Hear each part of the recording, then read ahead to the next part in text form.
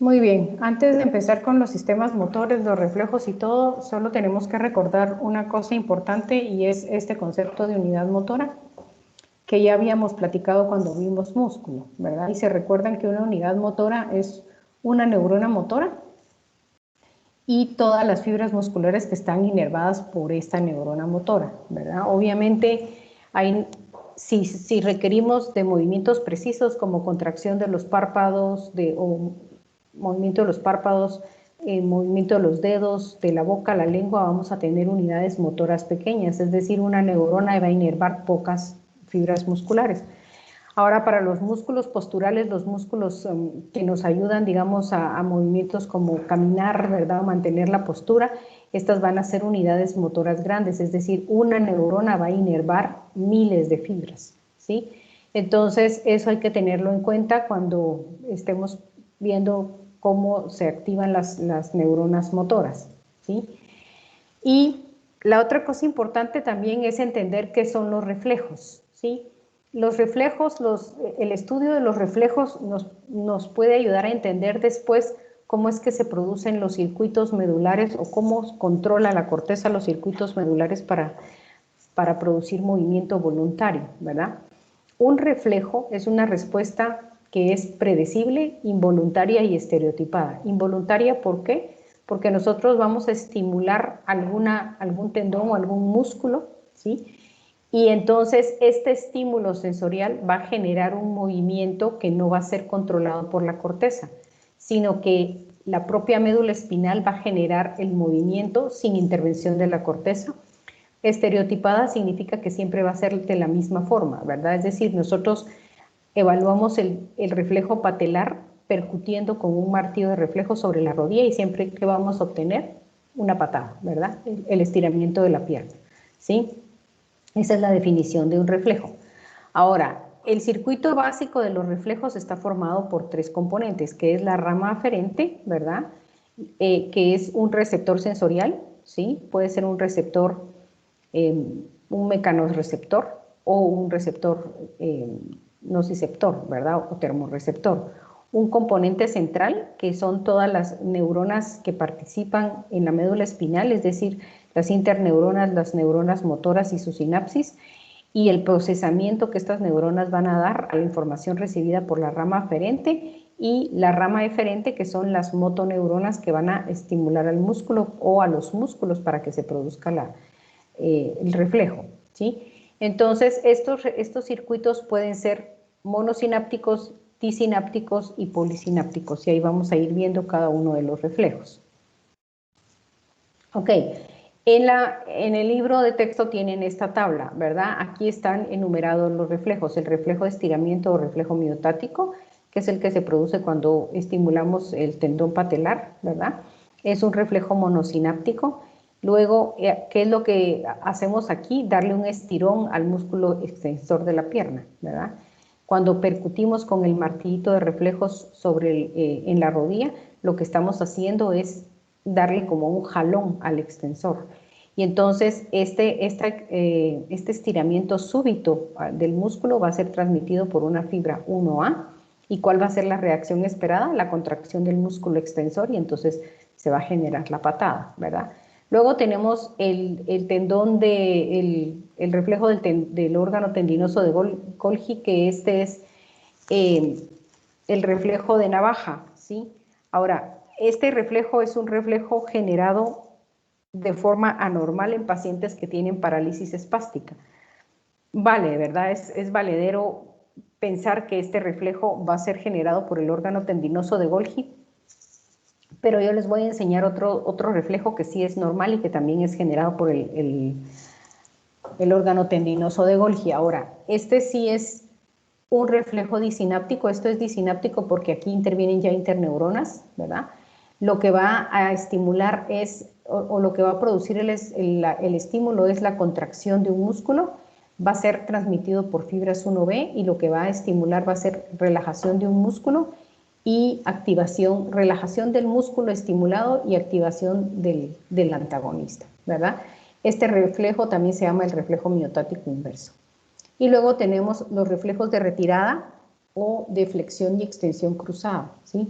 Aquí ya intervienen más sinapsis. Estos van a ser evocados por nociceptores o termoceptores y las fibras aferentes van a ser de tipo 2, de tipo 3 o 4, ¿sí? ¿Qué es lo que van a producir? Flexión en el músculo, en el lado estimulado y extensión del lado contralateral. Y entonces vamos a ir viendo cada uno de estos reflejos en este momento. Lo único es que, antes de empezar con los reflejos, lo que sí tenemos que saber es qué tipos de motoneuronas y de fibras musculares van a ser inervadas por estas motoneuronas, ¿verdad? Vamos a encontrar dos tipos de motoneuronas, las alfa y las gamma.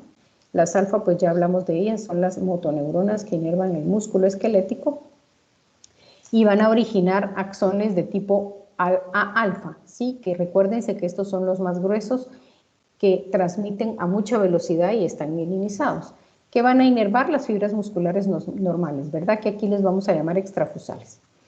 Las motoneuronas gamma son neuronas más pequeñitas, van a originar las fibras A gamma, ¿sí? También son mielinizadas, solo que más delgadas, por lo tanto van a transmitir un poco más lento que las A alfa, ¿sí? Las extrafusales, las fibras extrafusales, pues son las fibras musculares que generan fuerza, las que ya vimos, y las extrafusales son las que forman parte del mécano sensor de los músculos, ¿verdad?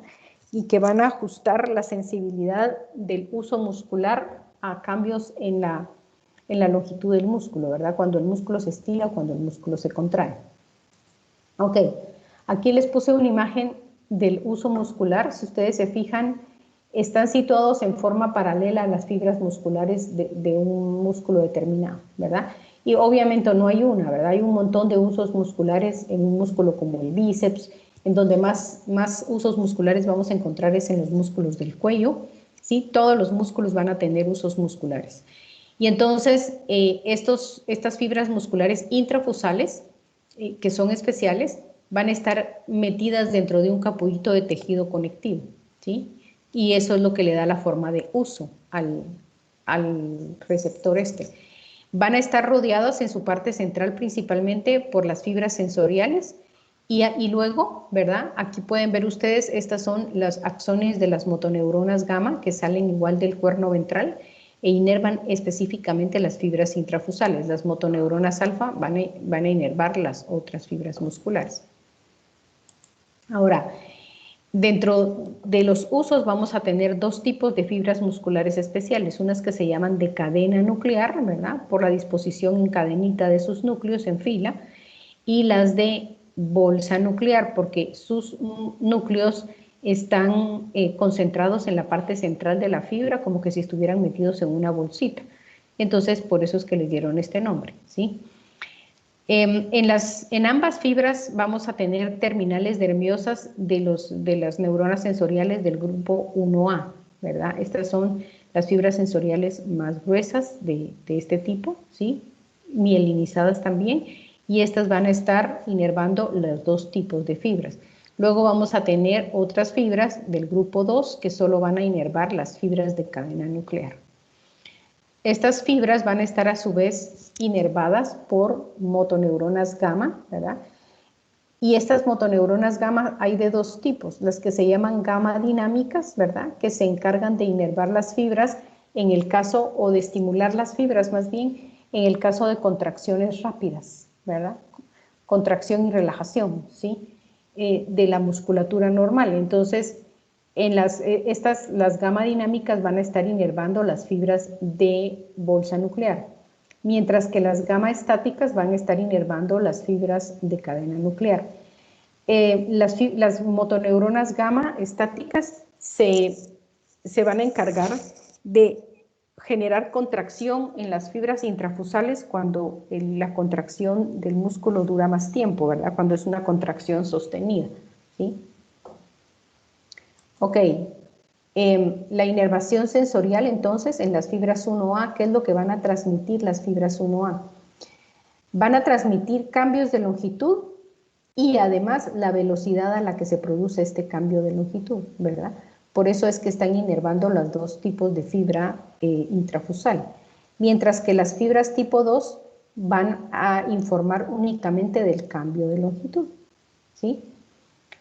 Luego, las motoneuronas gamma estáticas y gamma dinámicas, pues ya les dije, ¿verdad? ¿Qué es lo que van a informar? Van a informar o van a producir respuestas rápidas, ¿verdad? Que las fibras intrafusales se contraigan rápidamente cuando las extrafusales se contraen rápidamente, las intrafusales también se van a contraer rápidamente cuando están inervadas por las gamma dinámicas, y cuando la contracción extrafusal es sostenida, entonces van a actuar las motoneuronas gamma estáticas. Muy bien, entonces en esta imagen nos ilustra más o menos cómo es la cuestión esta de la función de los usos musculares. Aquí tenemos un músculo aislado, ¿verdad? Y pusieron aparte, ¿verdad? Para ilustrar qué es lo que hace el uso muscular. Entonces, este músculo está a una longitud determinada y las fibras de tipo 1A están mandando la información, están descargando información de la longitud inicial del músculo, ¿verdad? Aquí vemos las motoneuronas alfa inervando las extrafusales y las motoneuronas gamma inervando las intrafusales. Cuando la motoneurona alfa estimula el músculo para que éste se contrae y se acorte, entonces acuérdense que las motoneuronas alfa disparan más rápido, ¿verdad? Gamma y alfa se coactivan, es decir, se activan al mismo tiempo. Van a recibir el estímulo para activarse al mismo tiempo. Solo que las alfa pues transmiten más rápido, ¿verdad? Y entonces las fibras alfa van a transmitir el estímulo al músculo, a las fibras extrafusales, y estas se van a acortar. Y entonces cuando estas se acortan, ustedes ven que se afloja el uso muscular, las fibras del uso muscular se aflojan, ¿verdad? Y entonces la fibra 1A momentáneamente deja de disparar. A los pocos milisegundos entra el estímulo de las motoneuronas gamma, y entonces las fibras musculares del uso se contraen también y se acortan a la nueva longitud. Y entonces al estar en la nueva longitud, nuevamente las fibras 1A empiezan a disparar, ¿verdad? Empiezan a informar del cambio de longitud y de la velocidad a la cual se produjo el cambio de longitud, ¿sí? Así es como funcionan los usos. En el caso de que nuevamente la motoneurona gamma fuera estimulada y se estirara en la fibra extrafusal por estímulo de la motoneurona alfa, si este músculo se estira, nuevamente el uso muscular, digamos, las fibras sensoriales dejan de disparar. Luego son activadas nuevamente por la motoneurona gamma y estas se estiran y nuevamente vuelve a informar la fibra 1A, ¿verdad?, del cambio de longitud y qué tan rápido se produjo este cambio de longitud. Así es como funcionan los usos. ¿Alguna pregunta? Doctora, disculpe, Dígame. ¿me podría repetir qué pasaba cuando el músculo se estiraba, por favor? Cuando el músculo se estira, ¿verdad? Bueno, es que depende. Depende qué puede pasar aquí. Lo que puede pasar cuando el músculo se estira es que, por ejemplo, puede ser que la motoneurona alfa dispare nuevamente o simple y sencillamente se relaja el músculo, ¿verdad? Y entonces se estira. Cuando se estira el músculo, entonces también se tiene que relajar la motoneurona, ¿verdad? Pero momentáneamente aquí lo que va a pasar es que va a dejar de disparar posiblemente la motoneurona gamma también, ¿verdad? Y entonces lo que va a pasar es que se va a estirar también el uso muscular a la misma longitud que se estira la fibra extrafusal, y entonces la fibra 1A vuelve a disparar. En lo que el músculo se estira, deja de disparar momentáneamente, pero cuando ya se ajusta a la longitud de la fibra extrafusal, nuevamente vuelve a disparar y vuelve a informar de que nuevamente el músculo se alargó, ¿verdad? Eso es lo que, así es como funciona el uso muscular, es decir, va a estar informando de cada cambio de longitud al que se está sometiendo el músculo, ya sea que se contraiga o ya sea que se estire, ¿verdad? En cualquier caso, siempre tiene que haber una alteración en la longitud del músculo. Generalmente, ahora, esto es cuando hay contracciones isotónicas, ¿verdad? O cuando hay contracciones isométricas e isotónicas, ¿sí?, que se llaman auxotónicas, que estamos generando tensión y acortando el músculo, ¿verdad? Mientras haya un cambio de la longitud del músculo, el uso va a estar disparando y, digamos, va a estar informando del cambio de longitud. Ahora, si existe una contracción isométrica, pues entonces, ¿qué información va a transmitir el uso? Va a informar, por ejemplo, a informar de que la longitud del músculo no está cambiando, ¿verdad? Sino que se está manteniendo en la misma tónica, ¿sí? Y entonces, ¿qué es lo que está pasando aquí en una contracción isotónica, isométrica, en donde solo hay generación de fuerza pero sin acortamiento del músculo? Aquí la motoneurona alfa está estimulando, ¿verdad? Pero ¿qué tipo de motoneurona gamma va a estimular a la fibra intrafusal para que se mantenga contraída, ¿verdad? O para que genere una fuerza estática o se mantenga, digamos, a la misma longitud que el músculo que no está cortado pero que está generando fuerza. Va a ser una motoneurona gamma estática la que va a generar el estímulo para mantener al uso en la misma longitud del músculo que está generando fuerza, ¿sí? Cuando es una contracción fásica como la que ilustran aquí, entonces, por ejemplo, el disparo de la motoneurona gamma que va a estar aquí va a ser de la gamma dinámica, ¿verdad? La gamma dinámica va a inervar el uso para que el uso se contraiga y se ponga a la misma longitud. Y nuevamente va a disparar la información de a qué longitud se produce. Si este músculo deja de recibir información acá, seguramente se va a relajar, ¿verdad? Se va a estirar nuevamente a la longitud original. Entonces deja de disparar esto, deja de disparar la gamma, el músculo se estira y cuando se estira el uso muscular, ¿verdad? Nuevamente, entonces vuelve a mandar la información de que la fibra muscular está a una nueva longitud o regresó a su longitud original, ¿sí? ¿Y con eso resolví su duda? Sí, doctora, muchas gracias. De nada. Bueno, vamos a revisar entonces ahora el circuito del reflejo de estiramiento. Entonces aquí pueden ver ustedes un esquema, ¿verdad? Tenemos el uso muscular que está enviando la información del cambio de longitud de la fibra muscular intrafusal, ¿verdad? Acá. El ganglio de la raíz dorsal entra por el cuerno dorsal, se conecta con la motoneurona directamente, por eso es que es un reflejo monosináptico, es decir, no hay intervención de interneuronas acá, ¿verdad? Sino que es directamente la fibra sensorial se conecta con una motoneurona y la motoneurona ya genera la respuesta refleja de la contracción, ¿sí? Entonces vamos a revisar eso. Aquí vemos una pierna, ¿verdad? Con el músculo extensor, que es el recto femoral, y el músculo flexor, que es el semitendinoso. Entonces, cuando nosotros percutimos con el martillo de reflejos, lo que estamos haciendo es que, digamos, este músculo recto femoral se va a insertar aquí abajito, ¿verdad? En la parte baja de la rótula. Entonces, aquí es donde nosotros golpeamos. Cuando golpeamos con el martillo de reflejos, en realidad lo que estamos haciendo es pegándole un estirón súbito, ¿verdad? Al recto femoral. Entonces, ese estirón súbito va a ser percibido por el uso muscular, ¿verdad? Que va a enviar la información hacia la médula espinal. Y entonces, fíjense aquí cómo la fibra sensorial se conecta directamente con la motoneurona. Entonces, activa al músculo recto femoral, el músculo recto femoral se contrae y se produce la patada, ¿sí? Ahora bien, tampoco es que sea la cosa tan sencilla, ¿verdad? Porque entonces ustedes miran aquí cómo la fibra sensorial se va a conectar con una interneurona, ¿sí? Esta interneurona es una neurona inhibidora, ¿sí? Una neurona de Renshaw se llama. Y entonces esta neurona de Renshaw se conecta con la motoneurona que está unida al semitendinoso, o con las neuronas que activan al músculo semitendinoso, que es el flexor de la pierna. Y entonces, ¿qué hacen? La inhiben.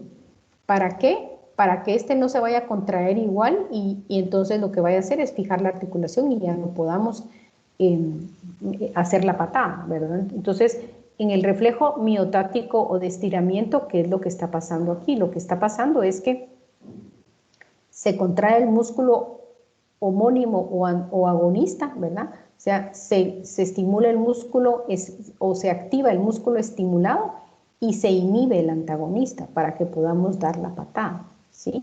Esto es en realidad lo que pasa en el reflejo de estiramiento, ¿ya?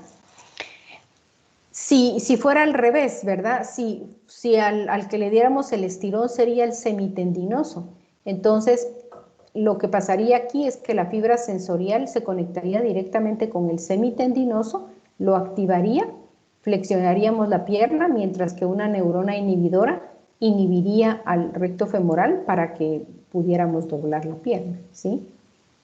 Si es que ese fuera el reflejo que generáramos, ¿ya? Ahora, como les digo, hay dos tipos de reflejos, de estiramiento fásico, que es básicamente este reflejo patelar, es un reflejo dinámico, ¿verdad? Porque el recto femoral es estirado súbitamente, se contrae y luego se relaja, ¿sí? ¿Ya? Ahora, hay otros tipos de reflejos que se llaman reflejos estáticos o reflejos tónicos, ¿sí? Por ejemplo, para mantener la postura cuando estamos de pie, ¿verdad? Entonces aquí entran las gamma estáticas, ¿verdad? Que son las que van a estar inervando las fibras del uso, ¿verdad? Que van a estar manteniendo acortadas las fibras del recto femoral para mantener a la persona de pie, ¿sí? Con la pierna estirada soportando el peso, ¿verdad? Ahora, cuando estamos de pie, manteniendo la postura, existe una situación. Si bien es cierto que los músculos que más se contraen son los de la pierna, ¿verdad? O sea, los de la cara anterior del muslo, sobre todo los extensores para mantener estirada la articulación, ¿sí?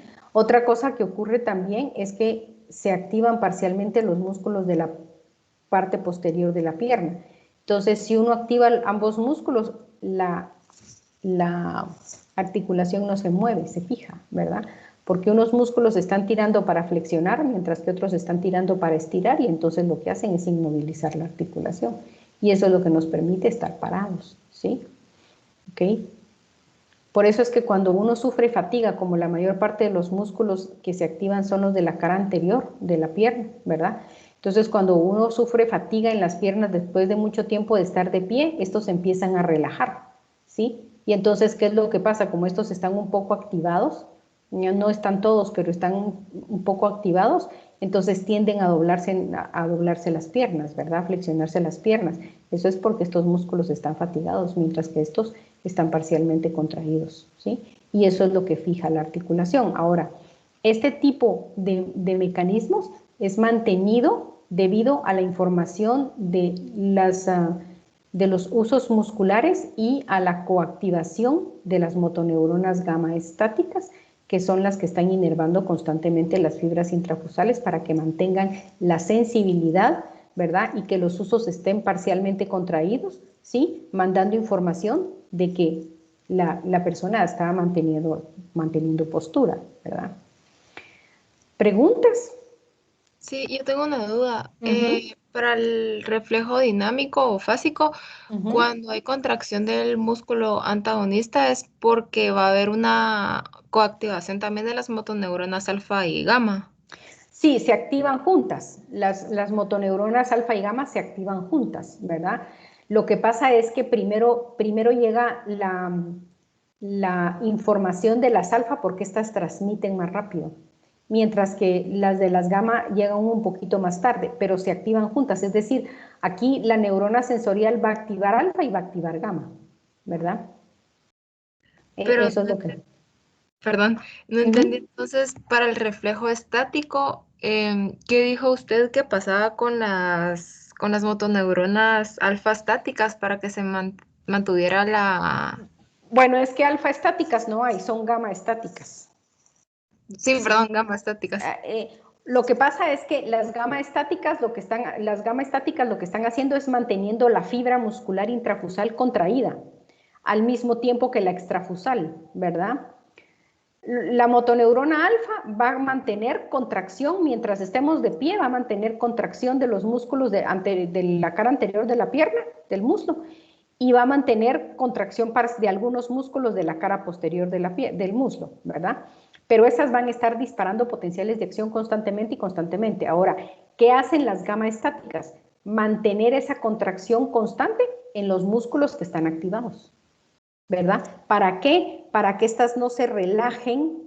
Si estuvieran solo, si hubiera un solo tipo de motoneurona, ¿verdad? Entonces esta mantendría, pero como hay dos, ¿verdad?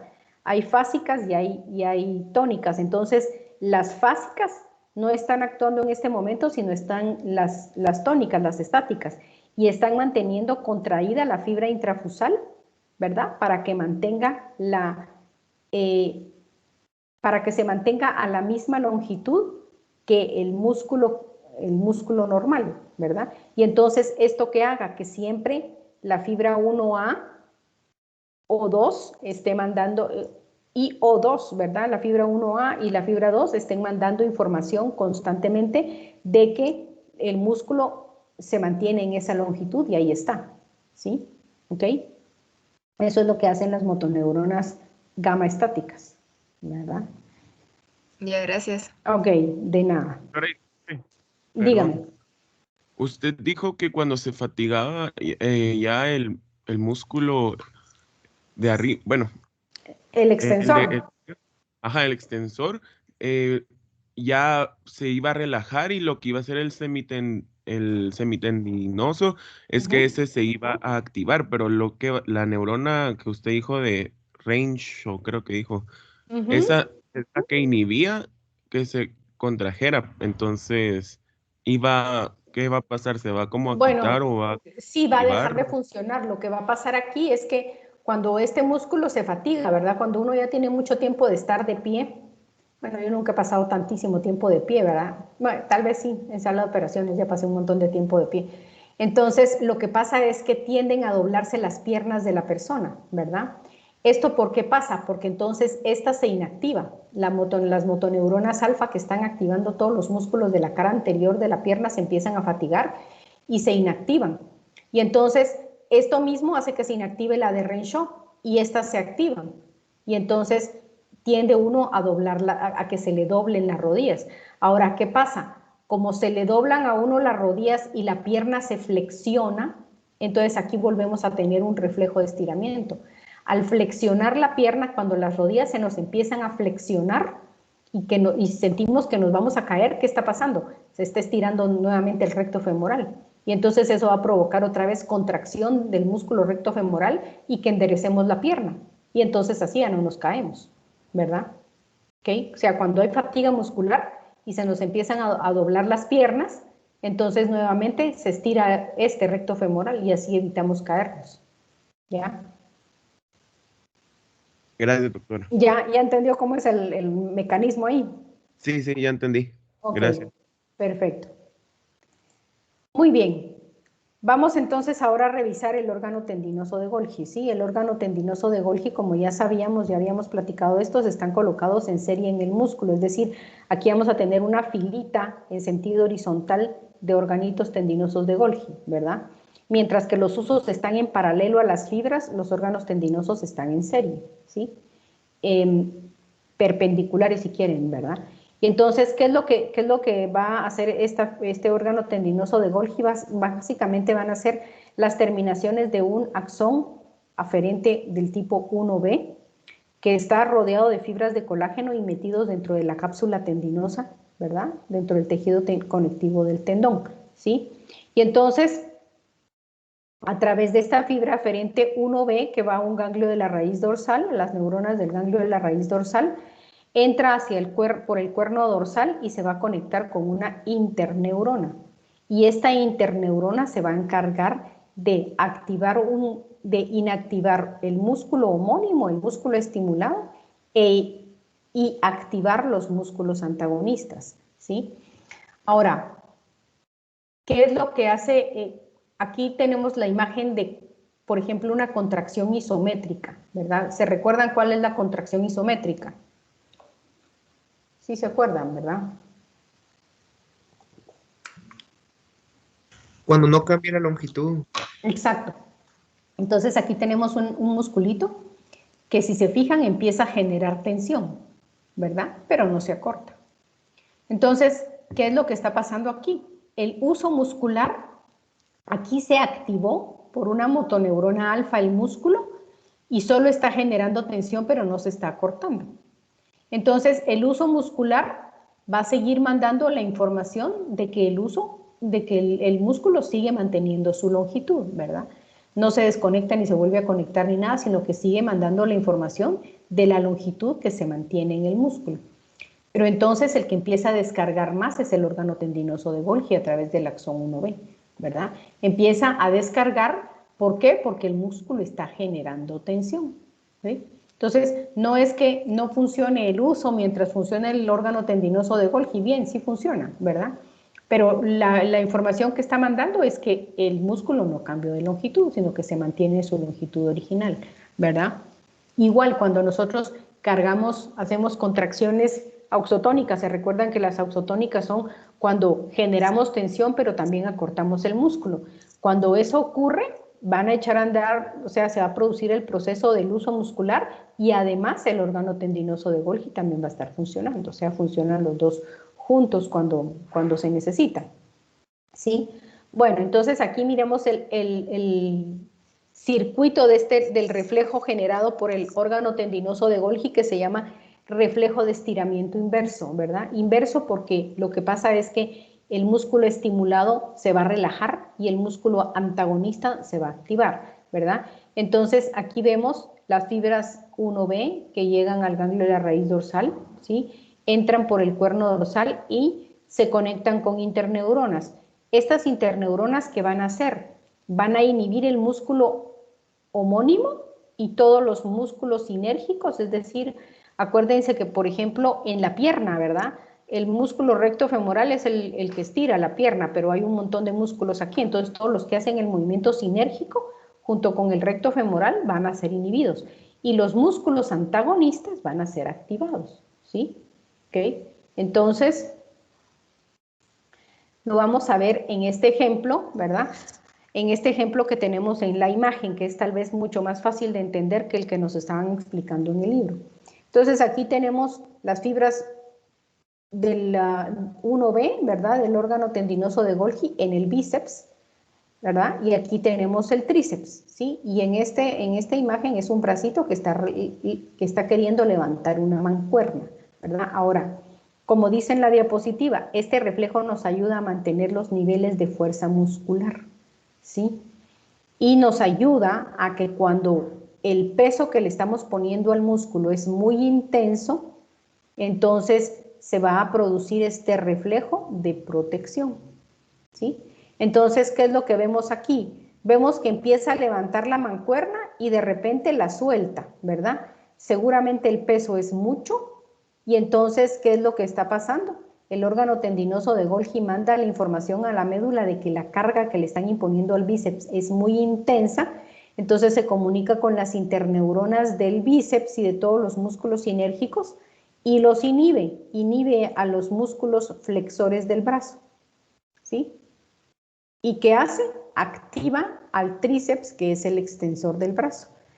Por eso es que es miotático inverso, porque se va a estirar el brazo, pero el músculo que se va a estimular va a ser el antagonista. Entonces, aquí, ¿qué es lo que pasa? Se relaja el bíceps porque es demasiado el peso, ¿verdad? Se inhibe la contracción, se contrae el músculo antagonista, que es el tríceps, el brazo se estira y soltamos el peso, ¿sí? ¿Ok?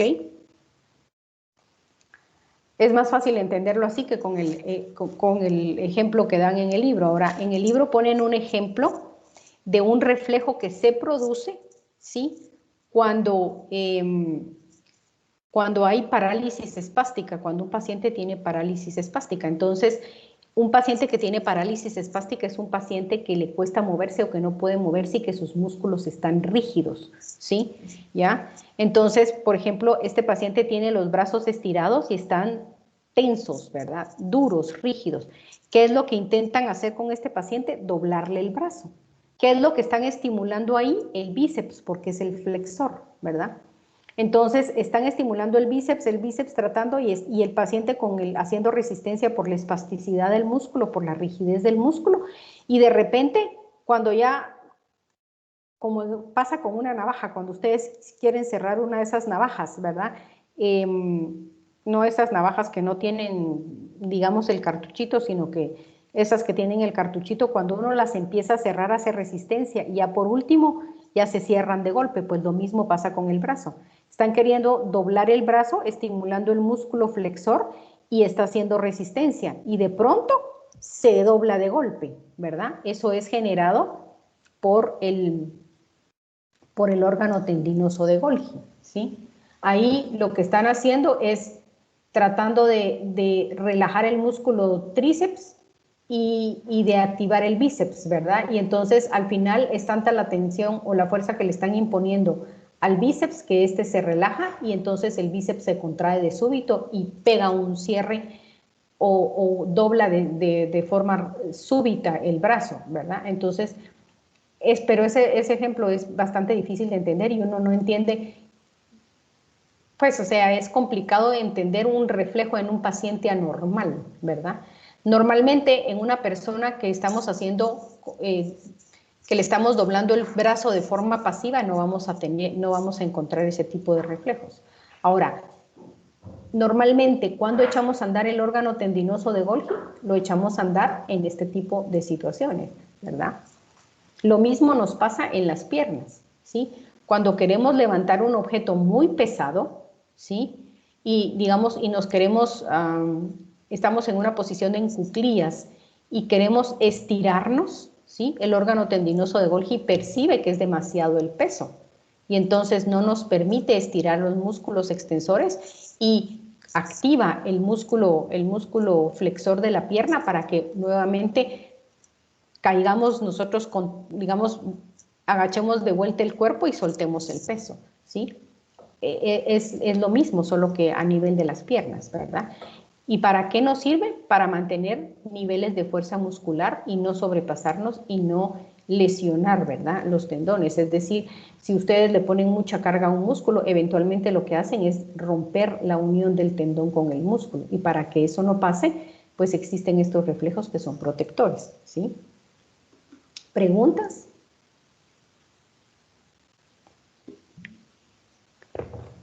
Bueno, claro, doctora. Muy bien, perfecto, me alegro.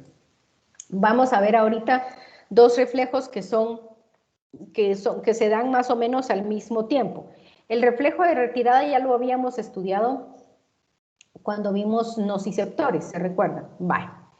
Ahora, lo que pasa con este reflejo de retirada es que en realidad en el brazo es un poco complicado verlo, ¿verdad? Porque nunca nos fijamos que cuando nos lastimamos un brazo, encogemos un brazo y estiramos el otro.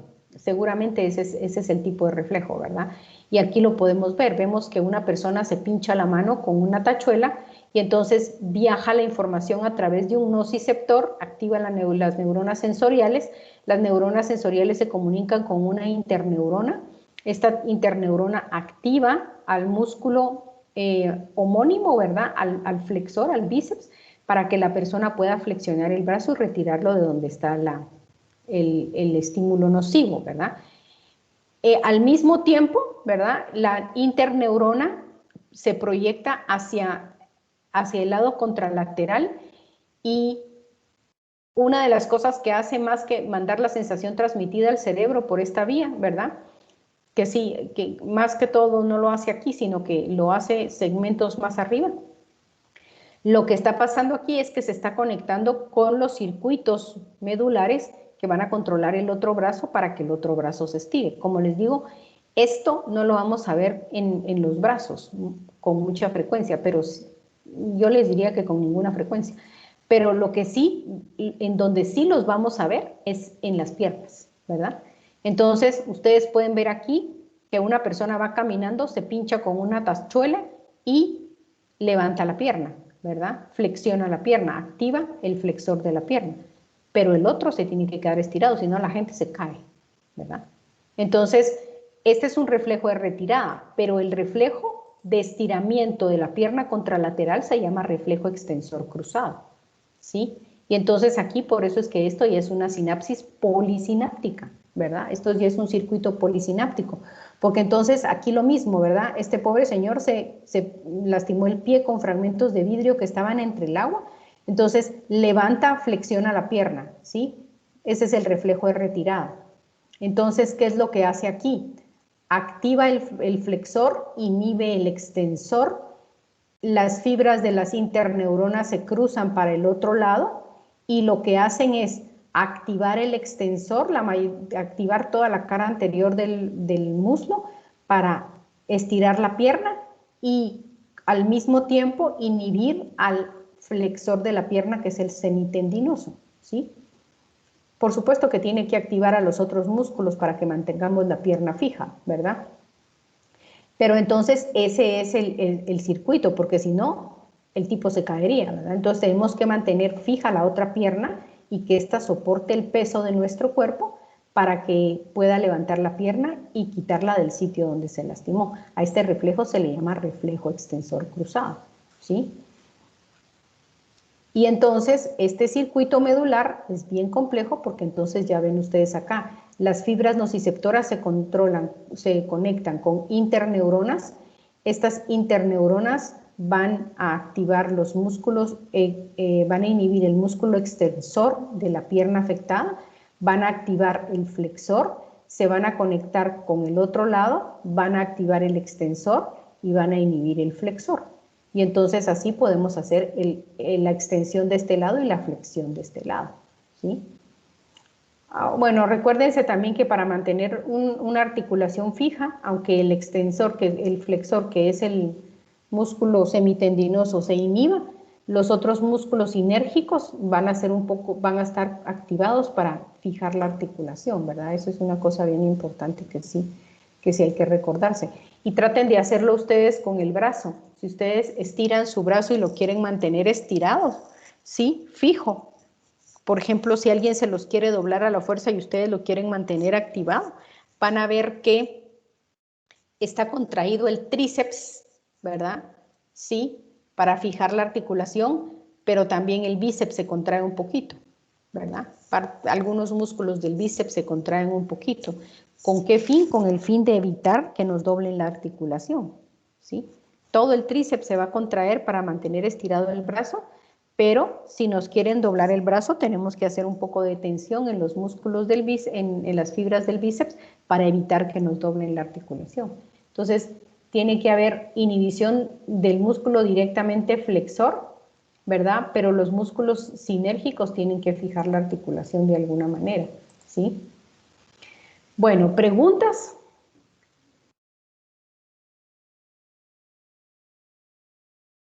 Ok, ahora vamos a revisar el control de las neuronas del tronco, motoras de las neuronas del tronco encefálico. En el tronco encefálico vamos a tener unos circuitos que van a influir en el mantenimiento de la postura, en la locomoción y en el control de los movimientos oculares. Esos van a ser las neuronas que están en el tallo encefálico, ¿sí? ¿Qué reflejos posturales son los que van a estar controlados por el tallo cerebral? Son los que son provocados por movimientos de cabeza y cuello, ¿sí? Así sentados frente a la compu que están ustedes, inclinen su cabeza para el lado izquierdo. Cuando ustedes inclinan la cabeza para el lado izquierdo, ¿cuál de los sensores vestibulares están activando?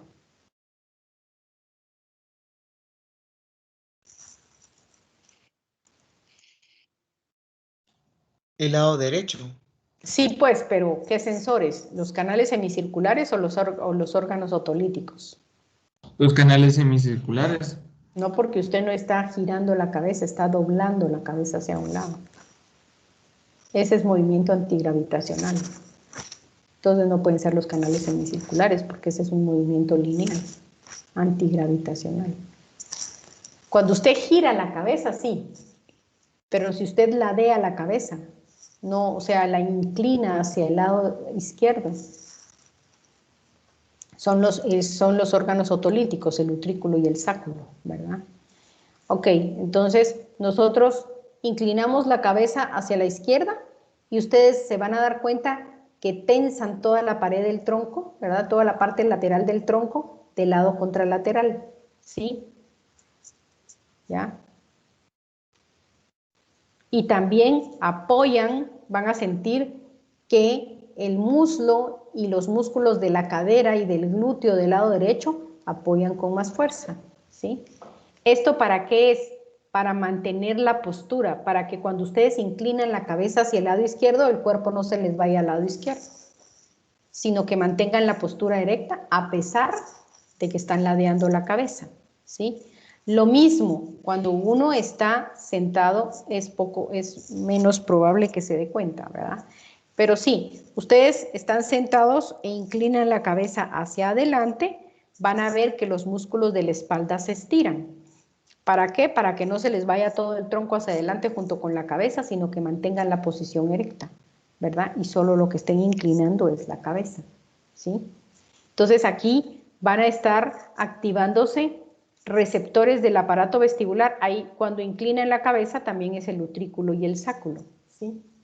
Cuando uno gira la cabeza, se activan también, ahí sí giro, se activan los canales semicirculares y se activan todos los usos musculares y los mecanosensores que tenemos en el cuello, ¿verdad?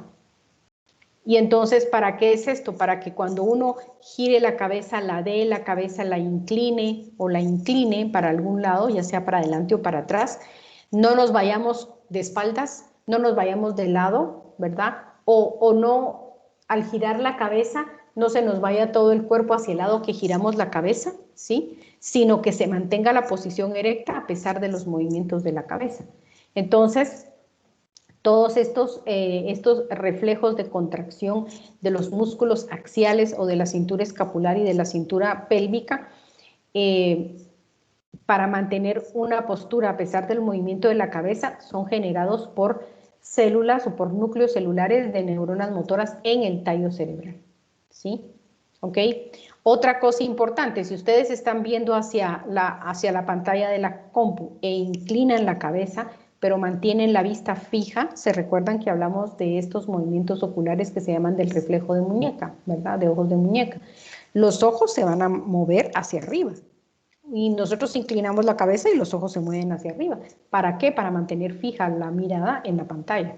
Entonces esto, y si inclinamos la cabeza para atrás, los ojos se van a mover hacia abajo con tal de mantener la vista fija en la pantalla. Entonces estos movimientos oculares van a estar coordinados por núcleos en el tallo cerebral, ¿verdad? Con ayuda del aparato vestibular, ¿sí? Aquí hay otros reflejos, ¿verdad? ¿Cuáles van a ser los reflejos vestibulares? Todos estos generados por movimientos de la cabeza o aceleración lineal o movimientos aceleración angular, ¿verdad? Estos reflejos vestibulares van a estar mediados o van a llevar la información a través del tracto vestíbulo espinal y retículo espinal, ¿sí? Estos son los encargados de generar movimientos oculares y la activación de músculos extensores que mantienen la postura. Los reflejos tónicos del cuello, estos van a ser activados por usos musculares, es decir, si nosotros movemos otra parte de nuestro cuerpo, ¿sí? Para mantener el cuello en una sola posición, digamos, giramos el cuerpo, pero el cuello lo tenemos que mantener en una sola posición, entonces van a ser generados por los usos musculares del cuello, ¿sí? Siempre se nos van a estirar o a contraer algunos músculos del cuello, entonces para generar la tensión en el cuello y mantener la cabeza fija, se van a producir estos reflejos tónicos del cuello. Y luego reflejos de enderezamiento, ¿verdad? Que van a incluir mecanorreceptores de la pared del cuerpo, es decir, mecanorreceptores en nuestra musculatura axial, ¿verdad? En el tórax, cintura escapular, cintura pélvica y en la espalda. Ahora, estos reflejos de enderezamiento, como por ejemplo, ¿qué? Si a alguien le dan un empujón por la espalda, ¿sí? El reflejo es estirar las manos primero para evitar caernos, ¿verdad? Y tensar los músculos del tórax para tratar de regresar hacia la posición original. Igual si nos empujan hacia un lado, tendemos a tensar las piernas de tal manera que nos vuelva a regresar hacia la posición original, ¿sí? Esos son reflejos de enderezamiento, ¿ya? Si igual, si nos empujan desde adelante para irnos para atrás, vamos a mover las piernas de tal forma de evitar caer de sentón, ¿verdad? O caer de espaldas, sino que mantener la postura. Esos son reflejos de enderezamiento. Si alguien tiene la curiosidad, en Bernie Levy describen cada uno de los reflejos, ¿verdad? Incluso, por ejemplo, mencionan que cuáles son, por qué es que uno tiene el reflejo de que cuando se cae hacia adelante estira las manos. Y lo han estudiado tal vez en otros animales, ¿verdad? Por ejemplo, cuando un gato salta de un lugar o lo empujan de un lugar alto, ¿verdad? El gato estira las patas delanteras y flexiona las traseras, ¿sí? Al momento de la caída. Entonces, ahí también en los animales existen este tipo de reflejos, ¿sí?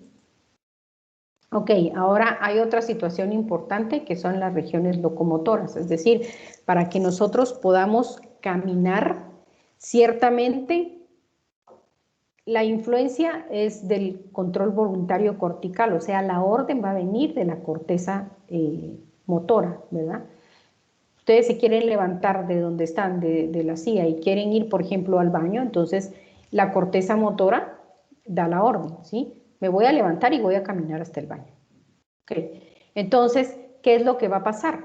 La corteza va a mandar esta información de querer caminar hacia regiones del mesencéfalo, ¿sí? Por debajo del tálamo, en el bulbo raquídeo y en el mesencéfalo, ahí tenemos la región locomotora.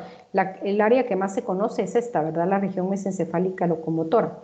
Entonces, ahí se va a generar la orden del circuito locomotor, ¿sí? Y este circuito locomotor va a mandar las señales a través del tracto retículo espinal hacia la médula espinal. Y entonces, adivinen qué circuito va a echar a andar. Va a echar a andar este circuito.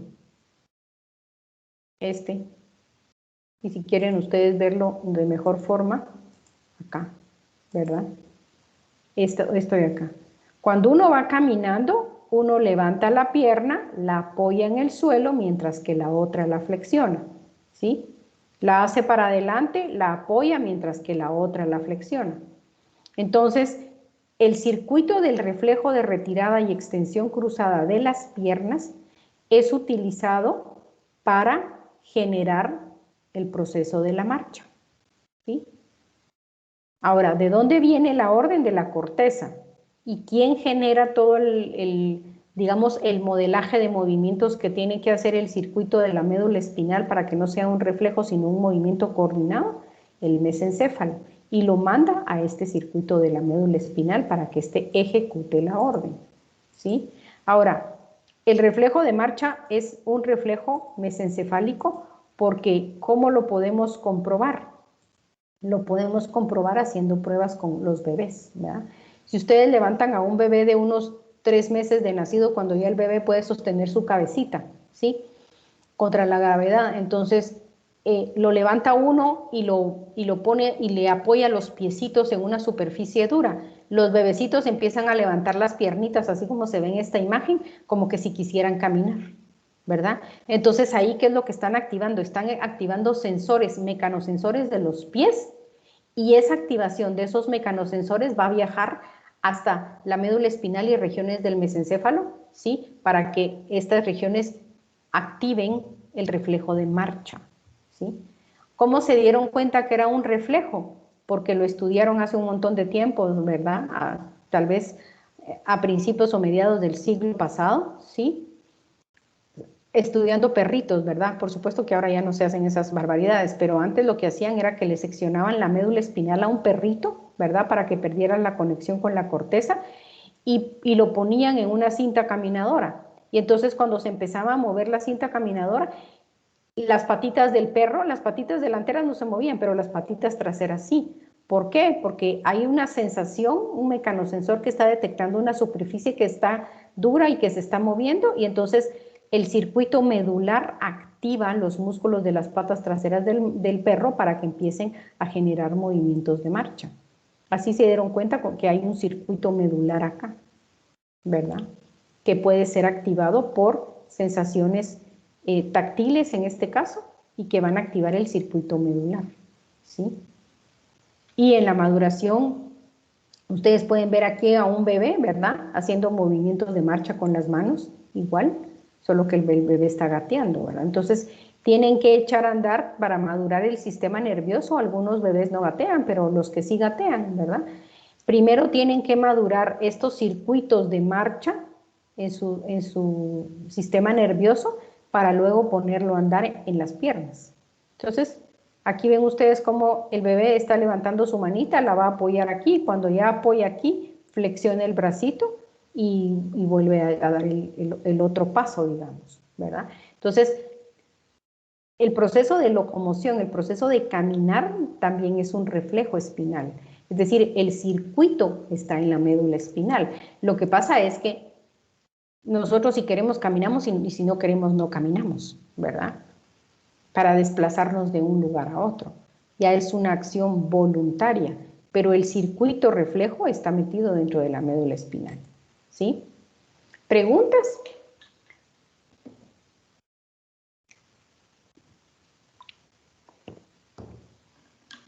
Muy bien, jóvenes. Entonces, vamos a revisar ahorita cómo está organizada el asta ventral. Es decir, en la médula espinal tenemos un mapa topográfico de los músculos de nuestro cuerpo. Vamos a tener este mismo mapa en el tálamo y vamos a tener este mismo mapa en la corteza, ¿verdad? Aquí está descrito, ¿verdad? Los flexores se ubican dorsalmente a los extensores y lo podemos ver en esta imagen. Esto lo tienen en el documento que les puse en PDF, ¿sí? Los extensores están ventrales y los flexores están dorsales. Y las partes más distales de nuestra musculatura, ¿verdad? Ay, no, el anterior. Las porciones distales de las extremidades se localizan lateralmente en el cuerno ventral. O sea, entre más distal es el músculo, ¿verdad? Dedos de las manos van a estar aquí, las manos aquí, el antebrazo, el brazo, los hombros, el tronco.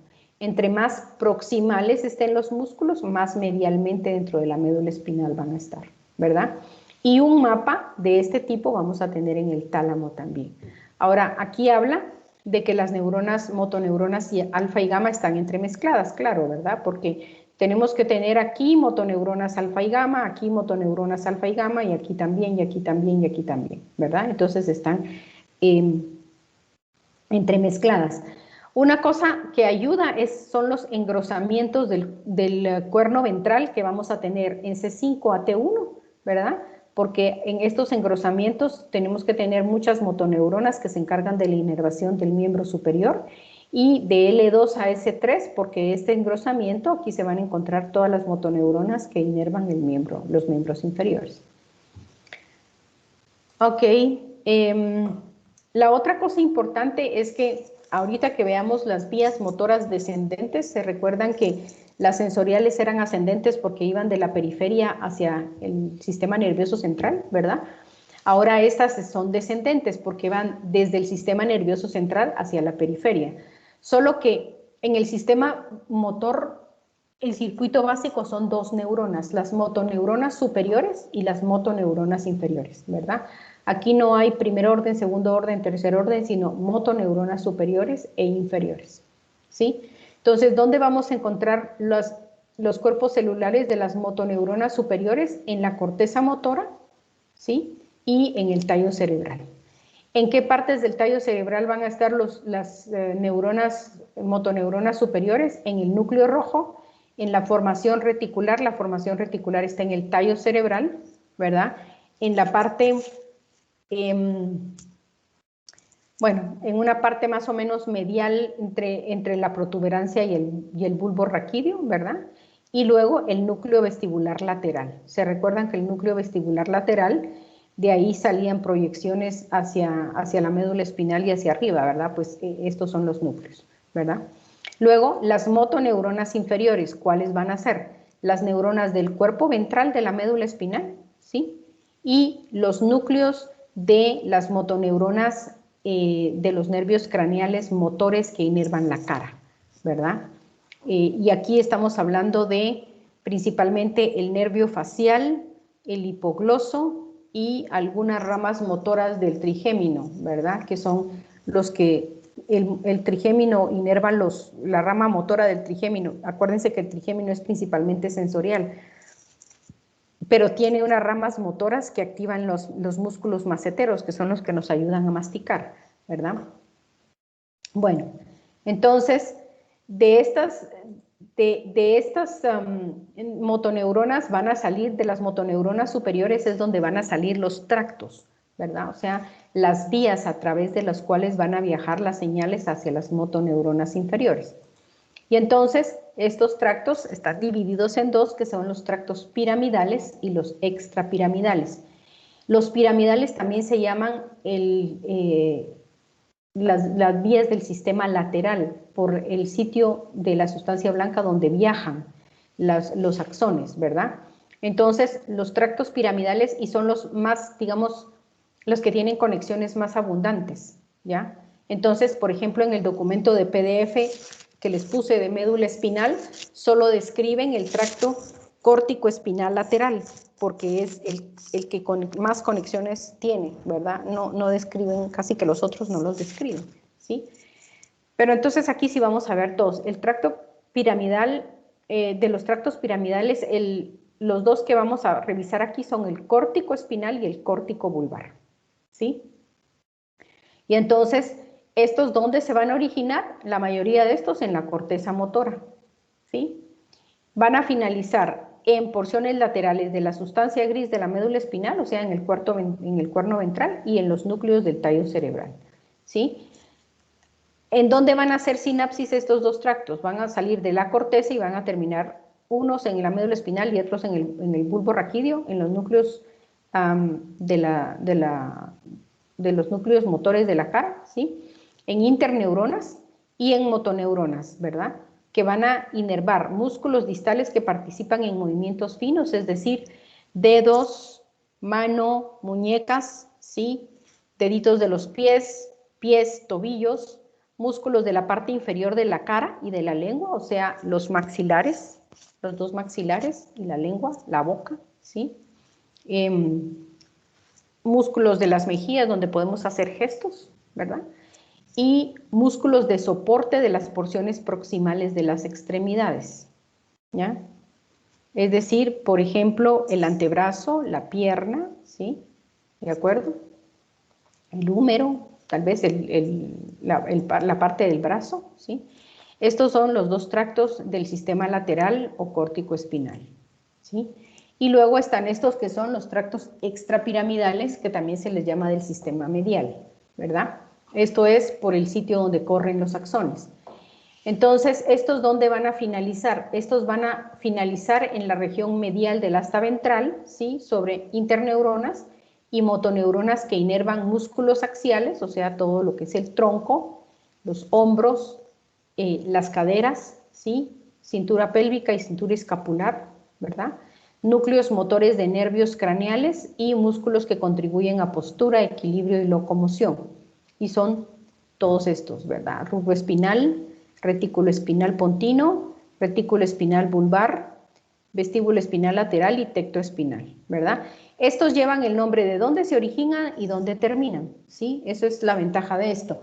El rubro espinal empieza en el núcleo rojo, termina en la médula espinal, retículo espinal en la formación reticular, retículo espinal pontino de la protuberancia, ¿verdad?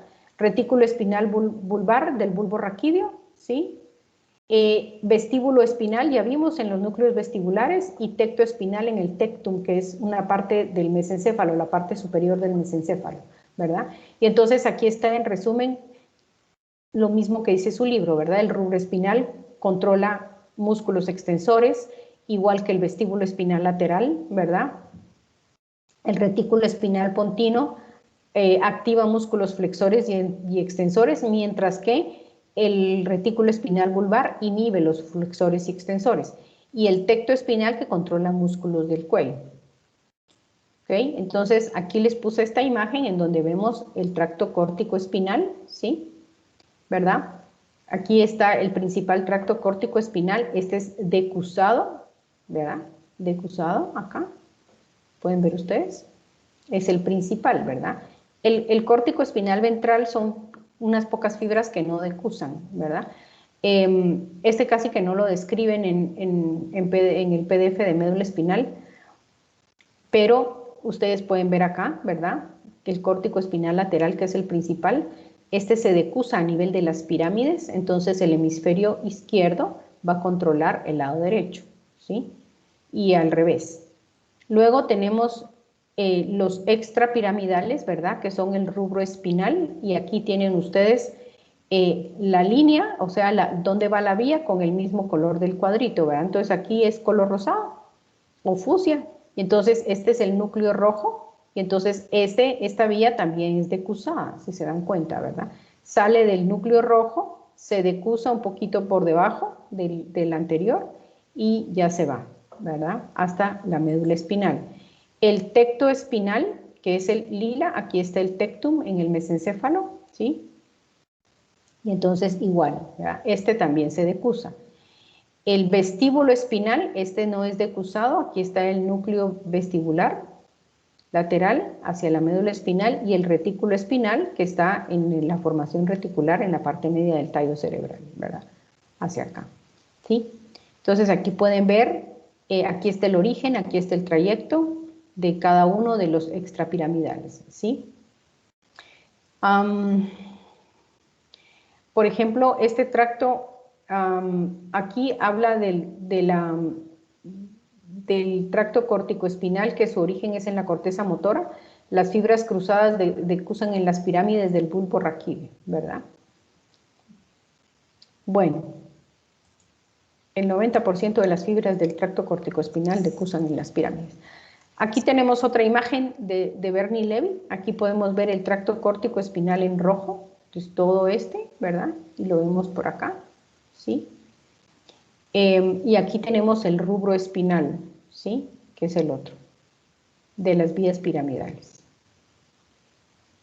Y en verde podemos ver el tracto retículo espinal, ¿sí? Siempre recuérdense que este es decusado, ¿verdad? En verde el retículo espinal, en azul el retículo espinal medular o bulbar, ¿sí? Y en rojo el vestíbulo espinal lateral.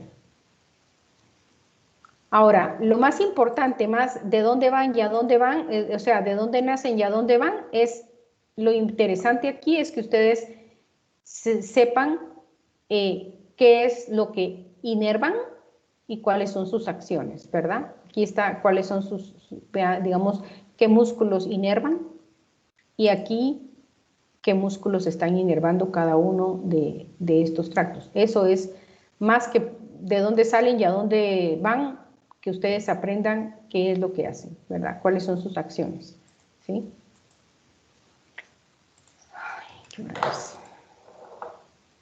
Todavía falta. Bueno, una de las cosas importantes es poder identificar qué nos va a pasar o qué le puede pasar a un paciente que tiene parálisis, ¿verdad? ¿Cuál va a ser la lesión o dónde va a ser la lesión que originó la parálisis? Entonces, en esta tablita, ¿sí?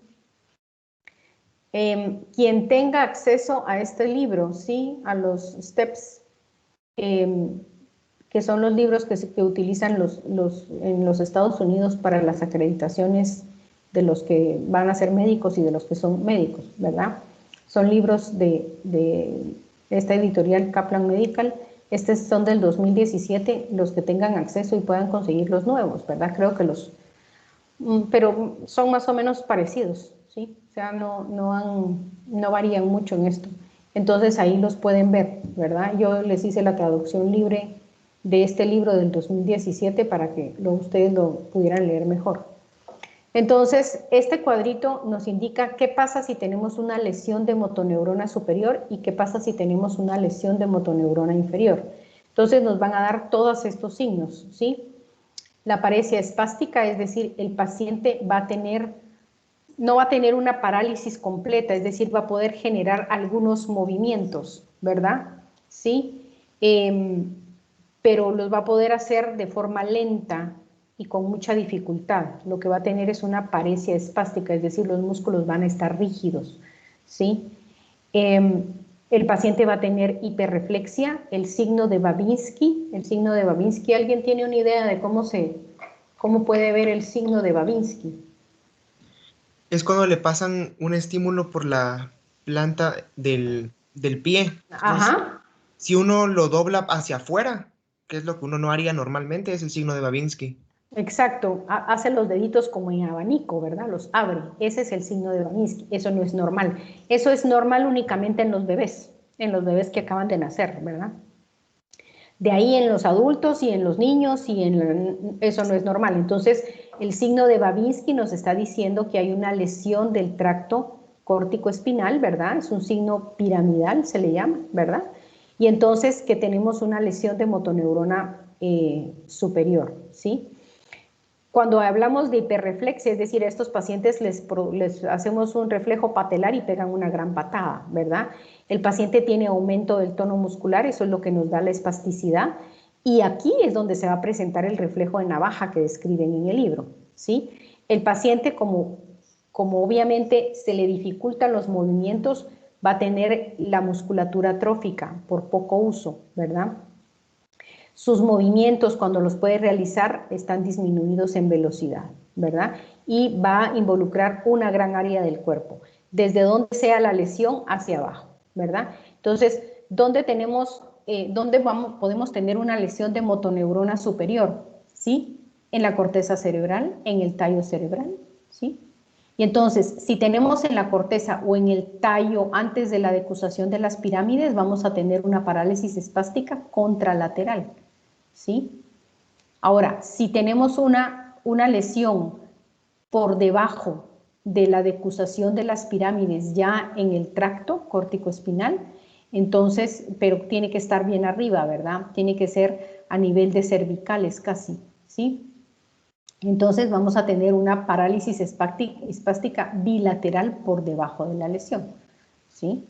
Ahora, cuando tenemos una parálisis, cuando tenemos una lesión de motoneurona inferior, aquí vamos a tener parálisis flácida, ¿sí? Es decir, el paciente sí definitivamente no va a poder moverse, no va a poder mover las extremidades. El paciente va a estar arrefléxico, no va a tener ni siquiera Babinski, ni siquiera va a poder mover los dedos para ninguna parte. El músculo va a sufrir de fasciculaciones en las primeras etapas, ¿verdad? Estas fasciculaciones se deben a que, como se perdió la conexión del músculo con las motoneuronas, entonces se degenera la placa mioneural y todos los receptores de acetilcolina se diseminan por toda la membrana muscular. Entonces se libera acetilcolina de otras partes, ¿verdad? Y entonces el músculo empieza a tener fasciculaciones de forma involuntaria o fibrilaciones, ¿verdad? Más que todo, ¿sí? Hasta que se degeneran también los receptores. Hay disminución del tono muscular o atonía, ¿verdad? Eso es lo que da la flacidez. El músculo totalmente pierde el tono, ¿verdad? Recuérdense que el tono muscular se mantiene porque siempre, aunque estemos tirados en la cama viendo al techo, siempre vamos a tener una contracción parcial de los músculos, aunque no estemos haciendo nada, ¿verdad? Y eso es lo que nos da el tono muscular, es decir, nosotros palpamos el músculo de los pacientes y sentimos el bultito ahí, ¿verdad? De cierta consistencia. Cuando el paciente lo tiene totalmente flácido, pues es diferente, ¿verdad? Ya van a tener ustedes la oportunidad de hacer estas palpaciones en pacientes que tengan algún tipo de parálisis, ¿sí? Obviamente tenemos pérdida de movimientos voluntarios, las personas no se pueden mover y dependiendo de dónde sea la lesión, es una pequeña área del cuerpo involucrada, ¿sí? Entonces, ¿dónde son las lesiones de motoneurona inferior? Obviamente cuando tenemos una lesión medular o una lesión a nivel de las raíces, ¿verdad? Que seccione las raíces espinales que van a inervar el músculo, ¿sí? Ahí es donde vamos a encontrar este tipo de parálisis, ¿verdad? Sí, por ejemplo, y entonces la parálisis flácida va a ser ipsolateral a nivel de la lesión. Supongamos que un paciente tiene una lesión de motoneurona inferior en donde no se destruye toda la médula, sino únicamente un lado, ¿verdad? El lado izquierdo. Eso es muy poco común, pero puede ser, ¿verdad? Puede ser que pase. Entonces el paciente va a tener parálisis flácida de toda esa pierna, ¿verdad? De toda la pierna, digamos, izquierda, ¿sí? O derecha, dependiendo sea. Generalmente las lesiones medulares van a destruir la médula por completo. Entonces se pierden todas estas motoneuronas acá en donde se lesiona. Y entonces eso es lo que hace que los pacientes queden parapléjicos, ¿verdad? Si el paciente tiene una lesión de motoneurona inferior, más o menos a nivel de los hombros, ¿verdad? O por debajo de los hombros, va a tener una cuadriplejía, ¿sí? Estos pacientes se quedan cuadraplégicos, ¿verdad? ¿Sí? Bueno, ¿preguntas acerca de esto? Ahí leen las correlaciones clínicas, eso le ayuda a entender uno un montón. Muy bien, entonces vamos a empezar de aquí hasta las 12:10 a ver el circuito del cerebelo, ¿sí? Cerebelo y ganglios basales, sí, por favor, ahí lo leen en los documentos de PDF, porque ahí es donde está más completo y más entendible también. Bueno, el cerebelo, ¿para qué nos va a servir? Nos va a servir para poder ejecutar movimientos voluntarios coordinados, ¿verdad? También va a servir para que se ejecuten de manera adecuada algunos reflejos, por ejemplo, todos esos reflejos controlados por el tallo cerebral de los que hablamos, ¿sí? Y también tiene un papel muy importante en el aprendizaje de los movimientos, es decir, para que nosotros aprendamos, tengamos habilidades motoras o las aprendamos, necesitamos que el cerebelo funcione bien, es decir, tan simple como aprender a amarrarse un zapato, ¿verdad? Para aprender a amarrar las pitas de un zapato. Eso requiere del cerebelo, ¿verdad? Todo lo que es motricidad fina, motricidad gruesa, todo eso, todos esos movimientos que nosotros tenemos que aprender a hacer desde chiquitos requieren de la intervención del cerebelo, ¿sí?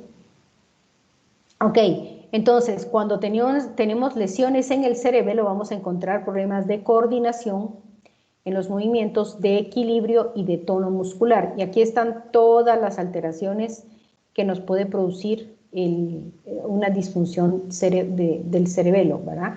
Dismetría, que significa dificultad para mover suavemente la extremidad a posición deseada. Es decir, si ustedes quieren levantar el brazo derecho, suavecito lo levantan, ¿verdad? Es un movimiento suave hacia arriba y ya, ¿verdad? Un paciente con dismetría le cuesta, ¿verdad? Y empieza como que si estuviera temblando, ¿verdad?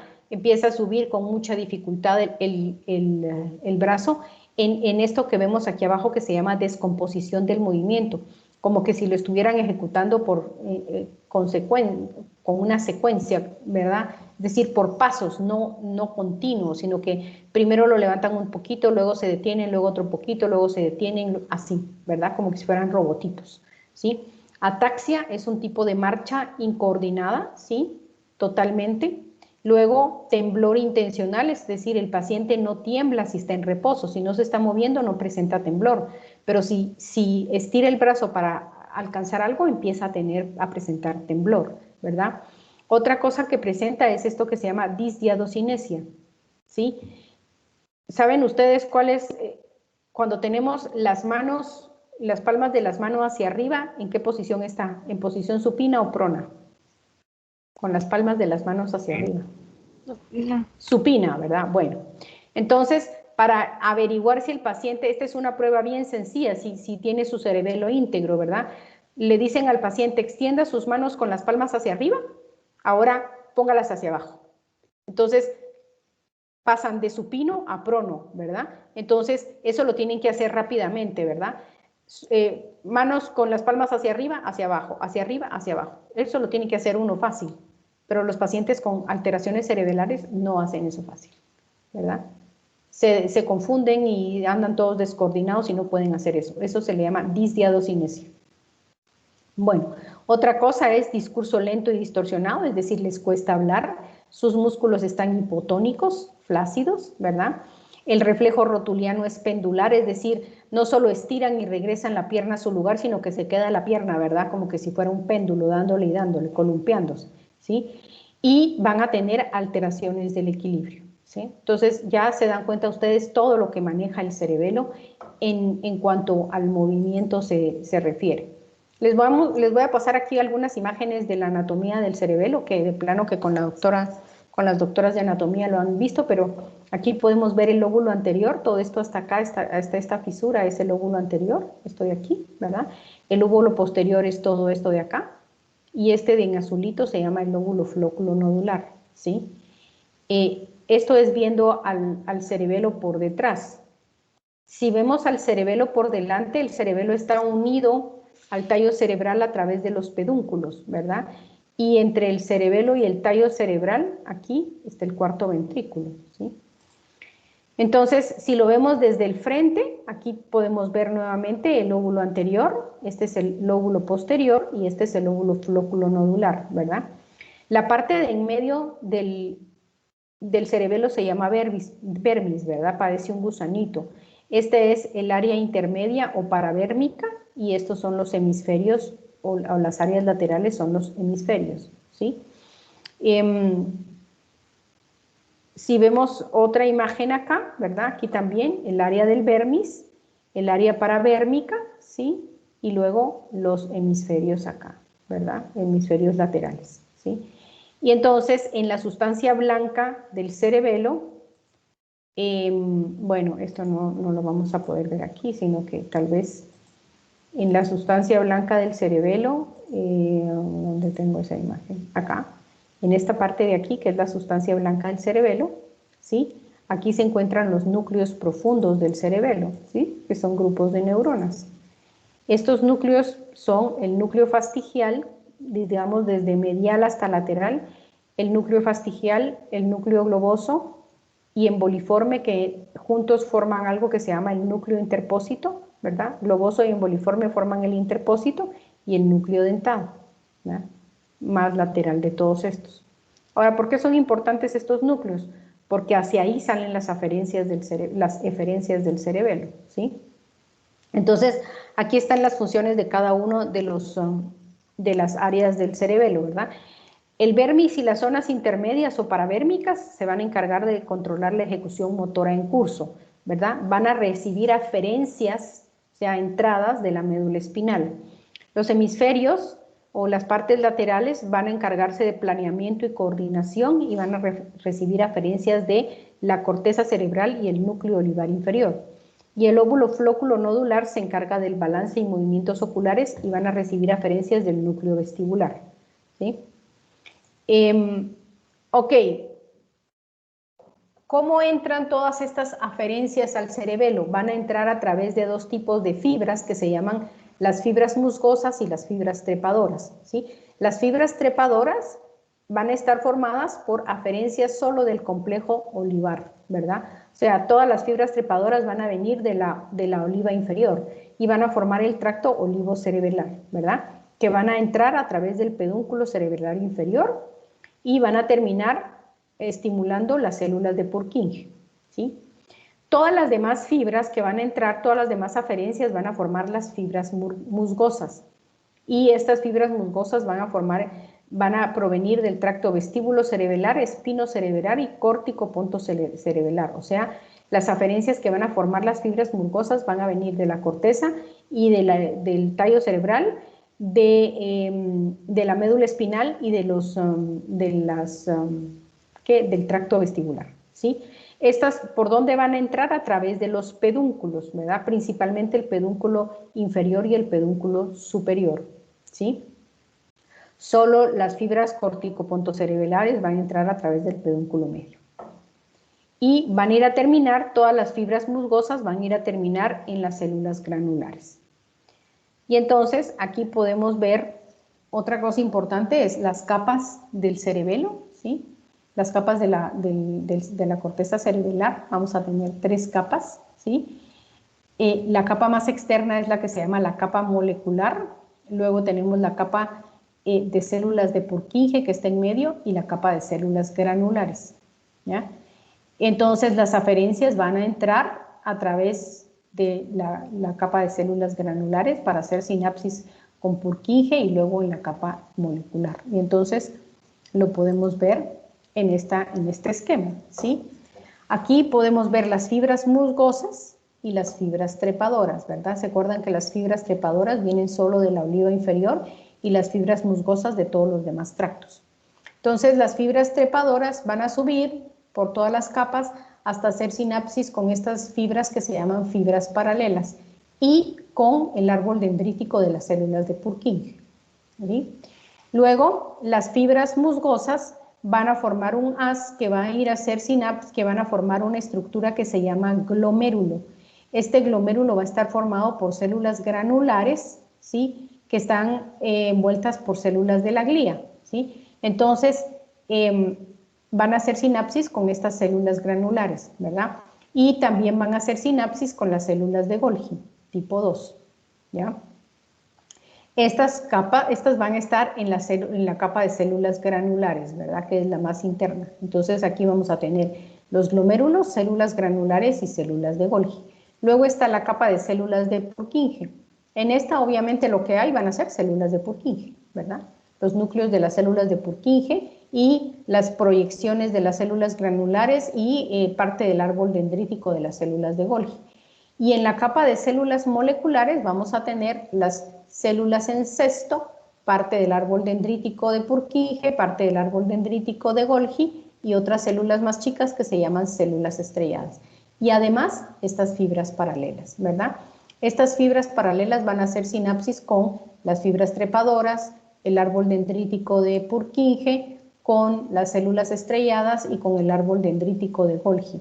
Estas fibras paralelas se van a originar de las proyecciones de las células granulares.